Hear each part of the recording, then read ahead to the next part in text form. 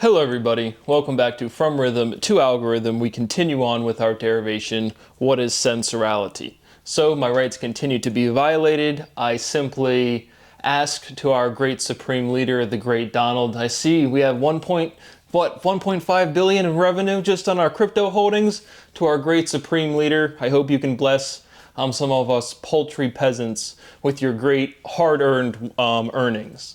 Because I still don't have constitutional rights, but I just, through the grace of Cash Valhalla, I hope that you can bequeath some of your peasants some of your great earnings. But I still do not have constitutional rights. Yeah, just that's it. Moving along with our derivation, responding to a little bit of podcast kind of on the UFO, just frankly just science topics, but just some stuff, again, anything that pops up, because again, really this is the only series I'm doing currently, so throw in some talking points at the end.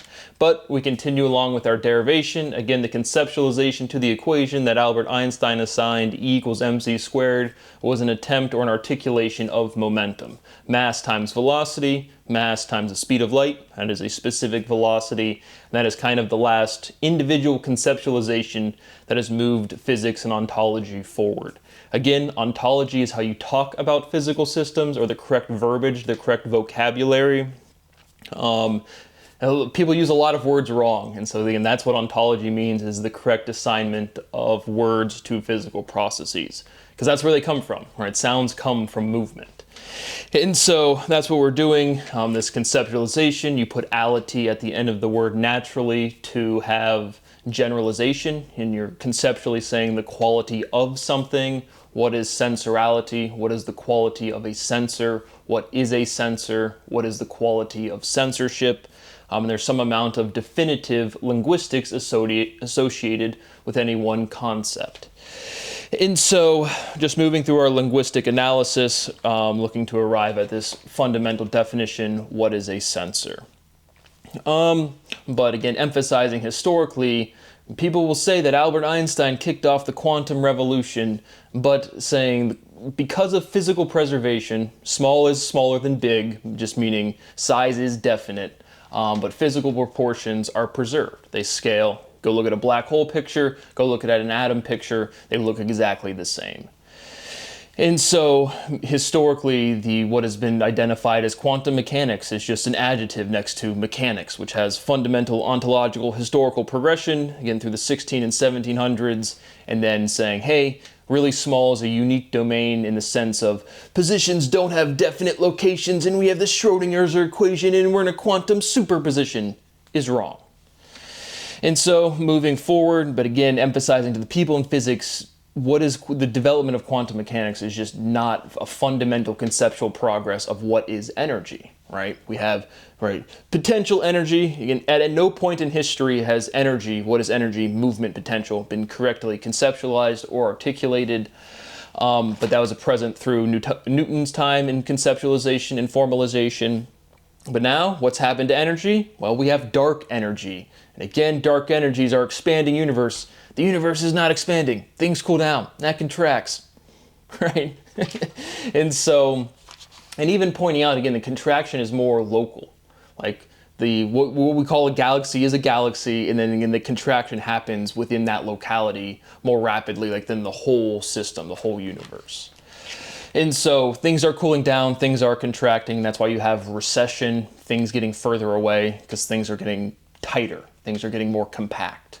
And then we have a compressibility limit, a fundamental irreducibility, and charge is dynamic, stabilizing into mass.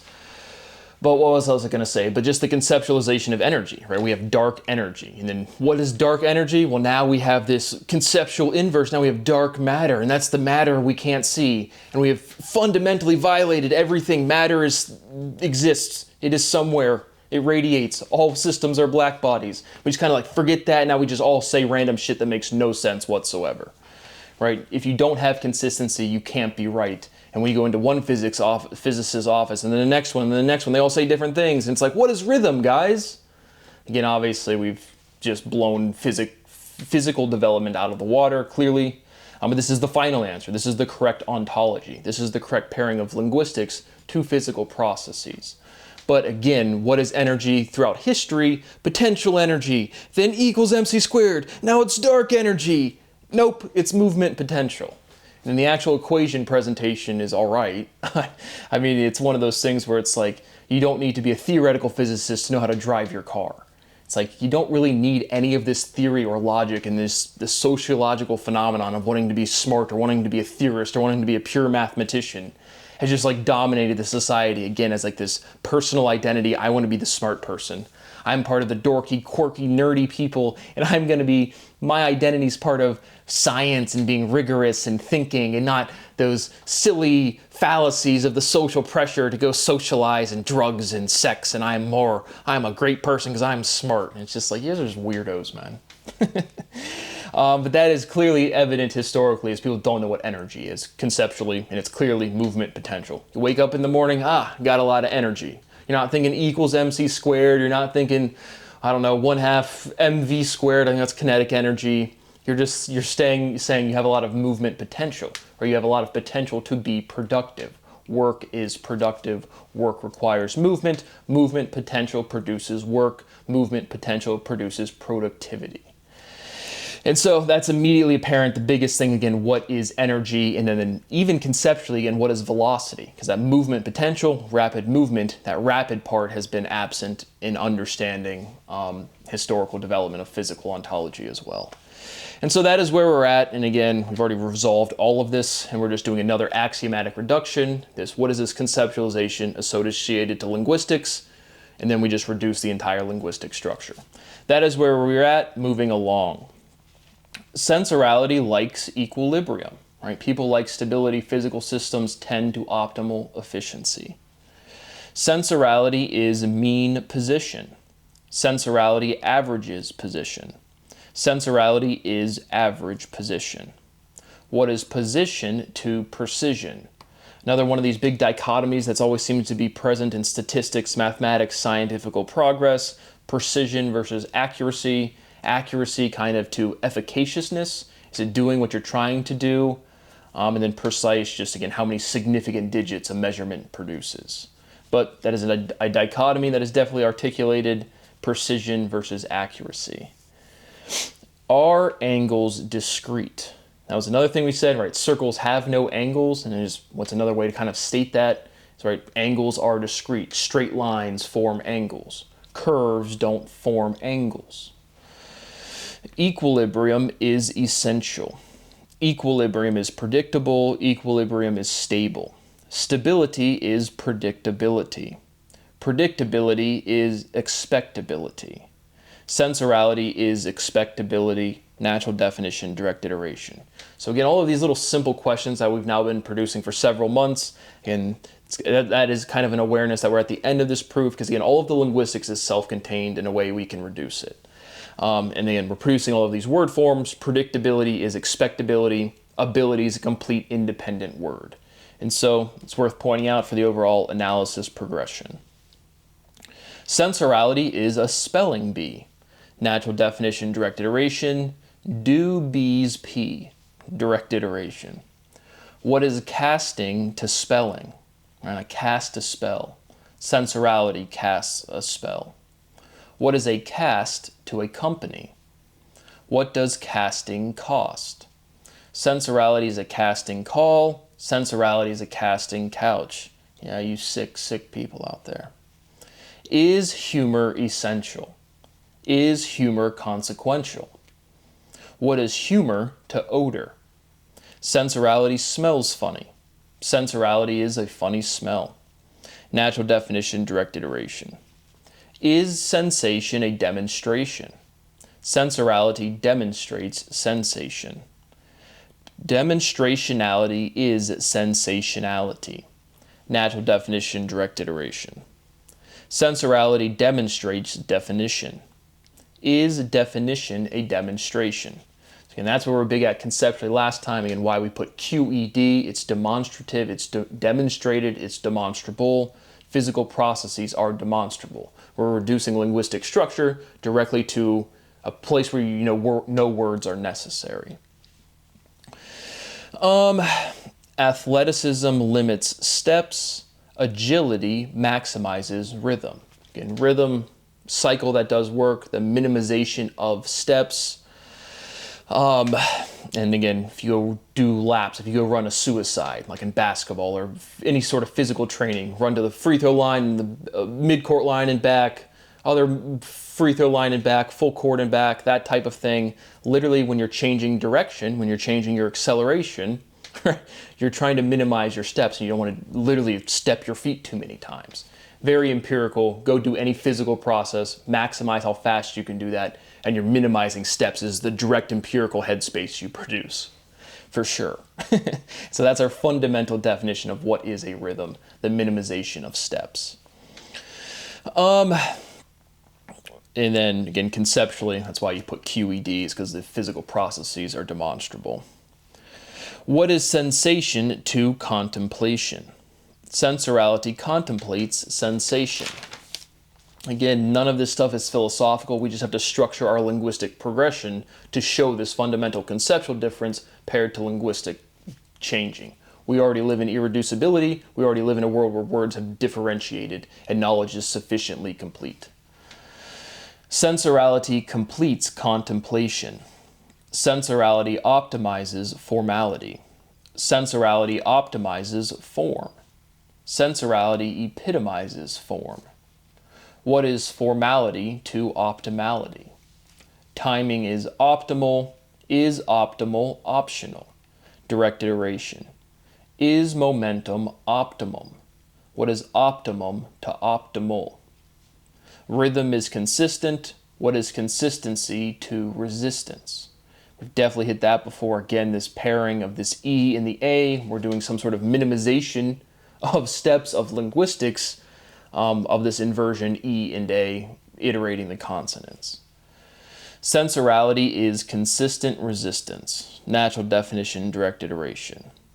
What is consent to consistency? Is consistency existent? Again, fundamental regularity. Rhythm regulates regularity.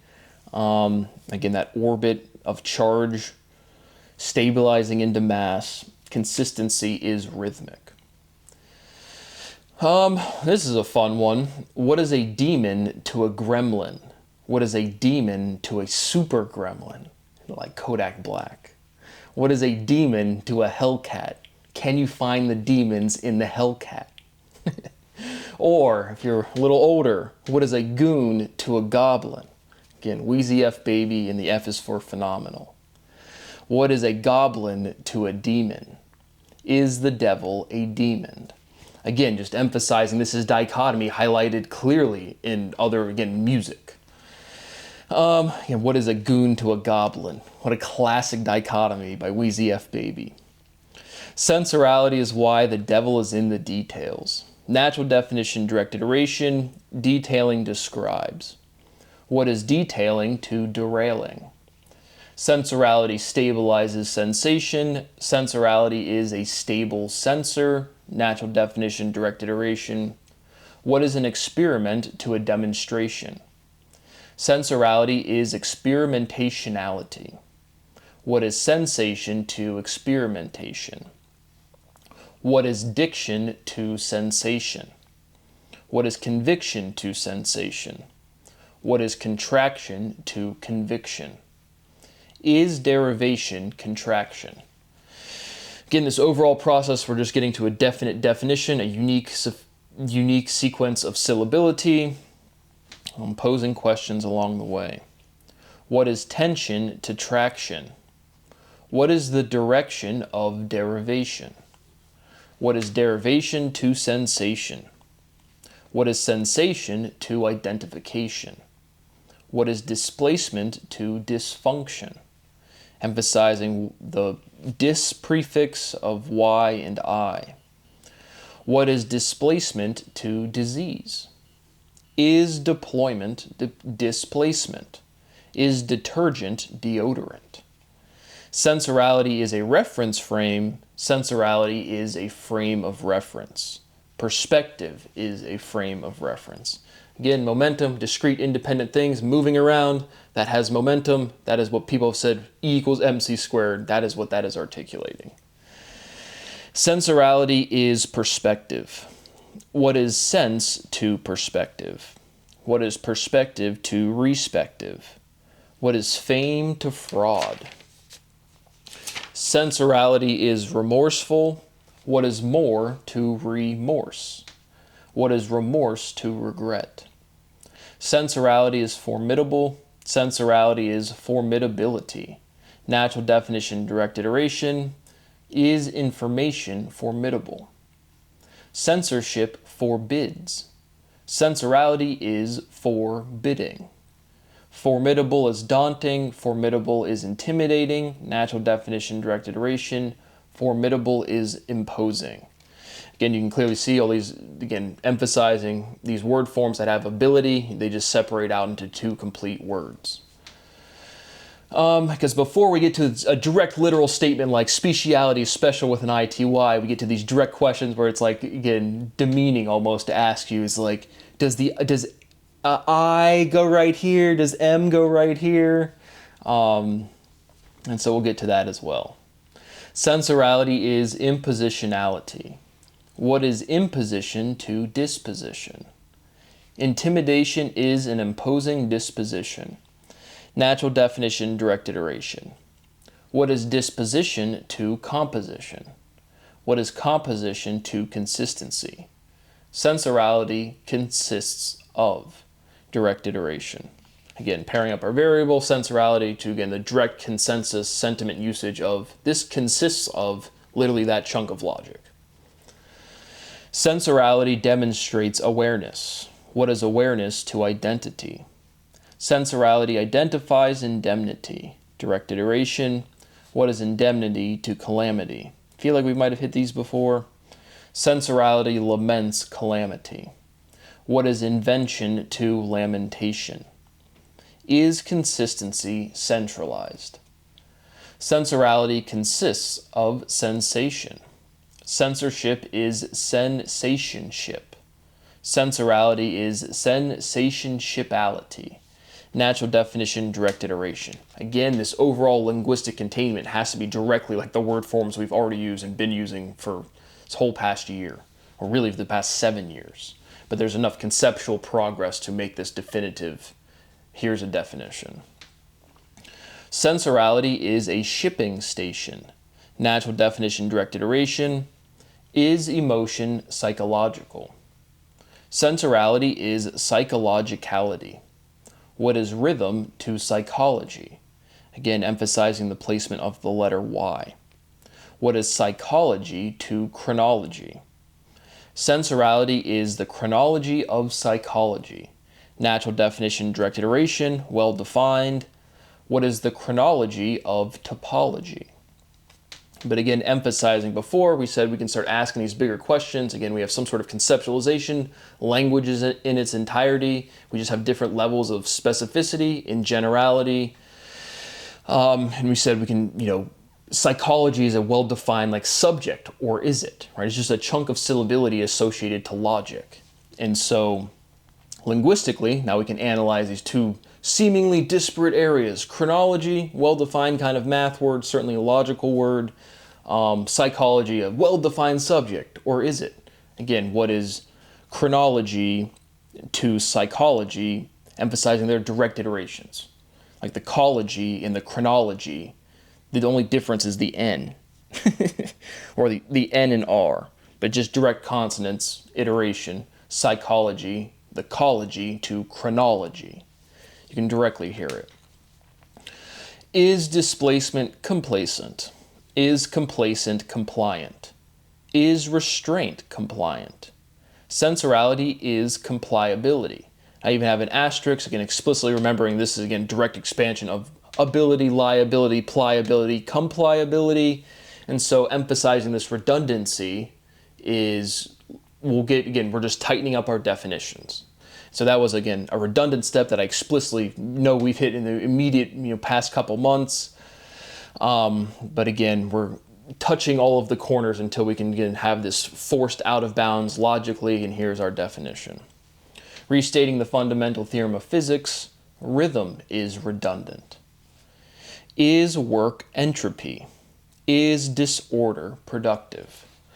Again, that should strike you as very empirical. Rhythm is redundant. The reason you form a rhythm is because of redundancy. You're doing the same thing over and over again.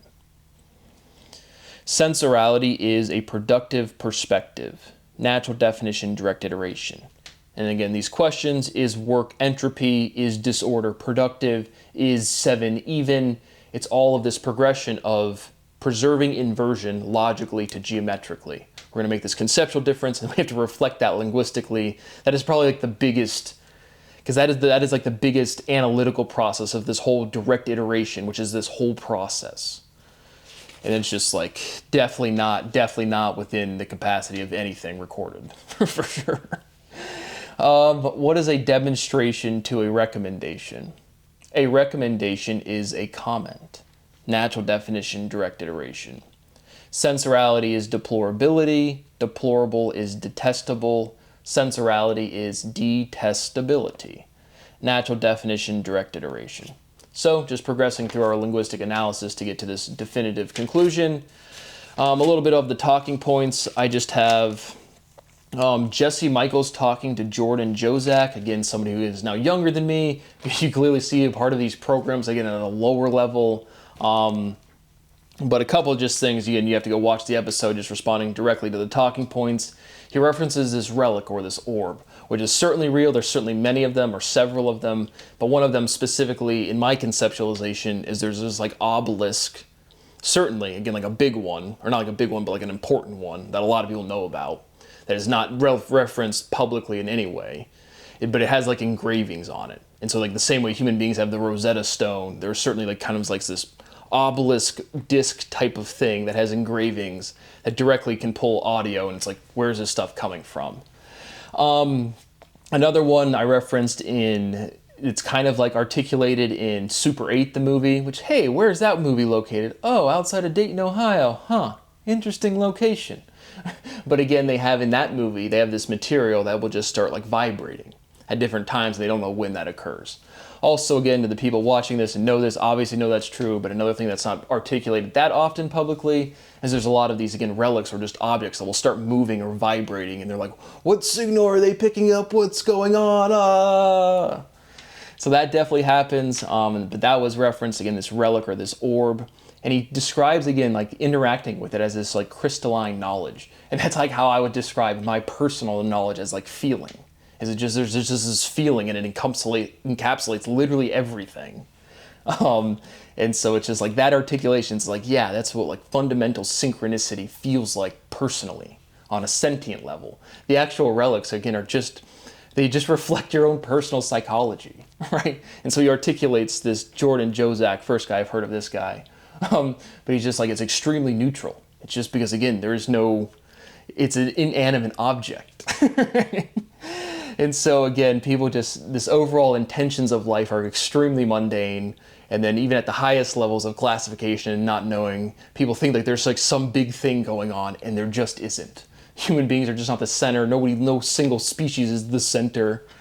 And it's just like people getting like, look, there's a shadow. Oh, what's going on? And it's just like frankly mundane technology. In the same way you could give a caveman Bluetooth, and it's like, how is there sound coming out of my headphones? All signal preservation and regeneration, amplification. But he says something, just again, his overall verbiage as being legitimate, because again, even when people have like a real exposure to even this material, to these programs, their articulation of physics and logic and mathematics is still just frankly just wrong. Like a lot of times just frankly wrong. But you can still feel like, again, as somebody who knows all of this stuff is real, and it's just like hearing people talk about it, you can immediately see why people have no exposure to any of this stuff. It's like, what is this person talking about? But it's all just, again, it's truly just human beings learning their own identity and their own like physical processing. But he says something like to the effect of, right, he would watch, and I quote, certain people or just different people would push these machines, sigmas, meaning random number generators showing the influence of thought patterns to supposedly random things. Nothing is touching, but everything is connected, right? It's all still contained within that one theorem. But point being is, when you interact with me, I'm sure it's either like no interference, because that's what thinking is. And so like, I'm not over here having some sort of deep thoughts. I'm just sitting here not having thoughts at all, because there's this very real, when you reach fundamental physical synchronicity, you solve all of science independently in a species where physics is not known. You have all of that personal intuition, and then like, you don't have like thoughts anymore in the senses of like, you don't have fundamental questions. Whether you, the viewer, realize it or not, when you're running around the world, you're asking yourself simple fundamental questions all of the time. I've already asked and answered all of them, actually, literally, provably. And so when you have this resistance, that's the signal that literally gets amplified. And so when I'm interacting, and again, this is what I noticed as a child, is it's like, I'm either making no signal whatsoever, or it's like, it's, again, and that's when I directly interact, and it's like, whoa, your presence or your voice is so loud. Can you hear me? Yes. It's just like, and again, this is groups and individuals who are not human all of the time, who are human and exposed to this stuff and know exactly what this is. And it's just like complete physical synchronicity as you run out of those fundamental, simple questions that anybody has, right? This isn't, and then we're back again, human beings just have this conceptualization of like some big things going on, and it's just life, right? So those were the kind of the things that kind of jumped out. And then we had on a podcast called Fresh Freedom, episode 73, Science and Secrecy. Again, just the overall demeanor. Avi Loeb is up there. Hal Puthoff is up there. But Hal Puthoff, again, pretty articulate, and there's a UFO Gerb. I've heard of him. He just strikes me as a goofball, frankly. It's like he's rattling off every three-letter agency. Like any one independent one matters. Like you're dealing with the CIA or the FBI or this or that. It's just like, all of these people I see in public are just not really, again, they're outside of this gatekeeping. They're not in the need to know. They're aware of it, and again, this stuff has to come out. This is the progress of the species. But I've hit on the big things that, again, just people that are getting Ross Coulthart, Stephen Greer, Lou Elizondo, again, and we just saw Coulthart called him out, but again, it's like I know the story better than these people know the story. Because it's this conceptualization that, again, is independent of one person, and it is so, again, cut to the scene. He's probably more mature than all of us. Why was all this intelligence wasted on a male? He's like 6 years old. And again, these are references to a direct recorded instances of interactions, whether it's either human beings echoing sentiment to see how I respond, or just straight up non-humans interacting in front of human groups. Those are your two options, but very clearly, and then again, another scene at HQ Flats where it's the guy in the little, I can look up the license plate, not like it matters. But he's like, thank you for, like one time again, vocally, explicitly saying, thank you for that, we're going to look into that. And clearly, like, it's like I'm reacting to something where it's like, there's, again, it's the novelty of information even more so than like one given detail. It's like we have this overall picture, we're trying to figure out something kind of on a bigger thing, and then this is something I react or don't react to, in which it like, it indicates something meaningful. Because again, I have a more complete conceptualization of, again, all of this information is contained within words, contained within history, storytelling. Like the conceptualization you, the human being watching this, feels, all of the things you can think about, that is culture, that is history. And so Hal Puthoff, says something to the effect of programs were shut down because of no progress. And this was specifically to this ALSAP. I keep hearing that. It's an acronym. I just have literally words. I don't know what the actual acronym is. That's false. They completed physics, right? Physics has been solved. So when I'm seeing this guy saying there's been no progress, and again, I can directly show you a clip of like, again, this actual in the know group, again, where it's like, again, because I've personally said that it's, again, more than one, less than five, again, of direct human groups, again, kind of tied to centralized governments, but certainly those groups know of each other to, again, a profound extent, where, again, it's been articulated to me, we come from all over, meaning there's clearly in this history, again, this is 80 years, some stuff might be, again, this awareness might be of, again, this overall historical progression, but even divides, and we'll use an economics term, bifurcation, but just divisions within, again, this need to know group over the history. It's like, again, what truce was there to negotiate? You have no idea what truce you just negotiated. The two kind of feelings I have, again, is this disparate, again, human groups aware, but then also, again, Earth is like, again, clearly the most developed ecology in the solar system. And so it's like this overall preservation of life on Earth, just in its entirety, not humans, not deer, but just everything. would certainly be of interest of, again, differing non-human groups, which are certainly present, several. And so that's the only arena in which there could be some sort of negotiation or truce to be had. But again, it's just not my concern whatsoever. But regardless, again, Hal Puthoff saying these programs got shut down because of no progress. No, they got shut down because physics is completely solvable and it's completely solved. Like, it's done. Like, there's nothing else to do in fundamental physics, up until a point of, like, direct engineering applications of every major application of power, memory, storage, transport. I mean, every major thing you can think of. So that's just directly, immediately, completely wrong.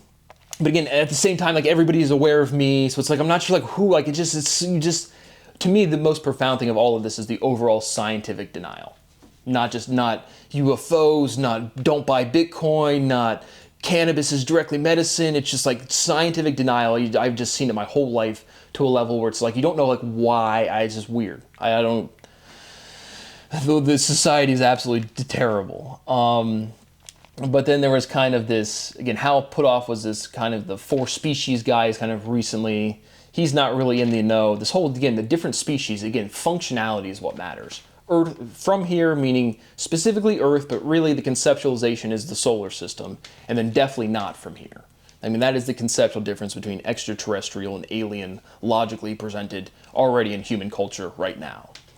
And so the overall security apparatus that I routinely reference is, again, this overall security apparatus of the ecosystem, certainly of Earth, but extending into the solar system, for sure, 1,000,000%. But then again, it's just not reassuring when you hear he's probably more mature than all of us. And I'm like, again, this whole economic development is so independent of one person, one species, one section of life, that it's just like, holy shit, you meet another species and they're stupid, arrogant social beings too. And you're like, fuck, right? It's frankly just true. This isn't some movie, right? Every life is YOLOing, right? It's only lived once. It's its first time. It's trying to figure shit out. It's born into a culture with social function and expectation. That's independent of species. But on this Science and Secrecy podcast, Avi Loeb, again, just forget UFOs, just his overall scientific demeanor is, again, this dorky, quirky little, I'm the dean of Harvard. I wasn't understood as a kid, and now my identity is through science and understanding. Because his whole presentation is like, I got appointed to this board for, looking at these releases of these 3 tranches, which is, again, the psychological presentation to have a central government come out and say, hey, we don't know what these are. The first thing is we know what they are, and it's not like publicized. It's some sort of like combatant thing. Again, the scientific denial of, again, the government coming out and saying, we don't know what these are, and then people still being like, well, this doesn't convince me. You guys don't understand, again, the Sean Ryans, the people that are supposed CIA contractors, exposure to low-level kind of intelligence functionality, and it's just like they don't see how big of a step it is to do that at all. It's just profound. And then the thing that has moved the needle at all is not UFOs, not a species that has been known for before all of us were born. It's that we have these separate groups with, again, completed physics. No desire, need, or whatsoever for money. It's not like a thing. And so it's like, why would they ever interact? Or you have 2 people that are billionaires that don't really like each other. Why would they ever interact? There's no need. And then it's like, hey guys, all of science is right here. Here's the form of all of logic. You can't think outside of that structure. That would get people on the same page. So you're welcome for that. But Avi Loeb, just in general, again, back to just a physics class. It's like, that guy's the dean of a physics department, where it's like, I'm the quirky weirdo, he literally says something to the effect of, I hired some nerds, right? And it's just like projecting, again, this, I'm going to find the quirky weird guy that's going to be the next, have bright ideas, because he's a young, up-and-coming thinker. And it's just this appeal to, like, again, speciality, the desire, the tendency to be different for sexual antagonism. And it's just like, we're the smart guys, and we're going to be unbiased. And it's like, dude, again, you're running a bake sale, and you don't even have, like, good cookies, man. But again, the data that is out there publicly, these tranches of releases are real things. Like the big star one that's jiggling all around. I like the Fox newscaster where he's like, They're just blurry dots. And there's like there's a big oblong one. It kind of looks like the Microsoft Windows background. It's got like a bright blue background, and there's just a big, one of those oval ones. And people are like, oh, I'm not convinced. Like, that's clear. Like to the point where you just put the picture in front of them, and it's like, you don't see an object right there? Well, I do. Well, what is it? Well, I don't know. So because you don't know, and again, the overall progression of the intelligence apparatus to come forward and say, these are definitely real, and these are definitely not ours. And then still, again, people are like, oh, I'm not convinced. Again, you can't reason with unreasonable people. You can't talk sense to people who are delusional. You just can't. And again, emphasizing overall, again, that is the real, just dumbfounding fact to me, again, is the overall attenuation of human behavior to social expectation in direct violation of the law. Again, all of these people, again, I can show you the clip of Sean Carroll. Everybody's aware of Brad. And again, it's like, do you just like pick which video you guys like, which chunk of logic you guys accept and agree with because it fits your worldview? This is all proven shit. This is not conjecture. This is just step after step after step of, again, if my analysis process was known publicly, this would be, again, like literally saying 1 + 1 = 2, then 2 + 2 = 3, or 2 + 2 = 4, excuse me, but like literally like profoundly trivial steps of linguistic progression. And so all you can do at any point of this is just to blurt out no, which again has clearly happened my whole life. That is where we're at. Right? It is what it is. But yeah, so that is where Avi Loeb's overall presentation, again, is just this dorky, quirky, I'm a weirdo individual. And again, this behavior I've experienced as a student growing up. Again, I interacted with a guy named John Cox. I'm just like I would have called him a friend at some point, but it's like after college, and then I've already solved all of science, and I told you this story, and he was like, I have a friend that's like, in Tao's lab, and he like said it like Terrence Tales is like a big mathematician, and I'm just like people literally don't understand science. I mean, this is after I had completely demonstrated analysis, and it's just like people have no idea what anything is, man.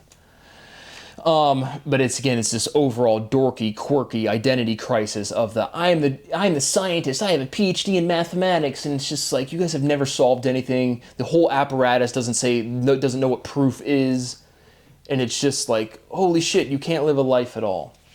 But Avi Loeb is up there. Some of the quotes, he literally starts telling the story. He says, I got some young people, some nerds, and appealing to this weird psychology. Hal Puthoff then tries to appeal to Avi Loeb. He's like, Avi Loeb is the real deal. And I'm just like, Avi Loeb is not the real deal. Hal Puthoff is not the real deal. These are all of the kids at the front of the school selling bake sale goods, wondering like, what's going on? Something's going on. We're at a school. Something's moving around. What is it?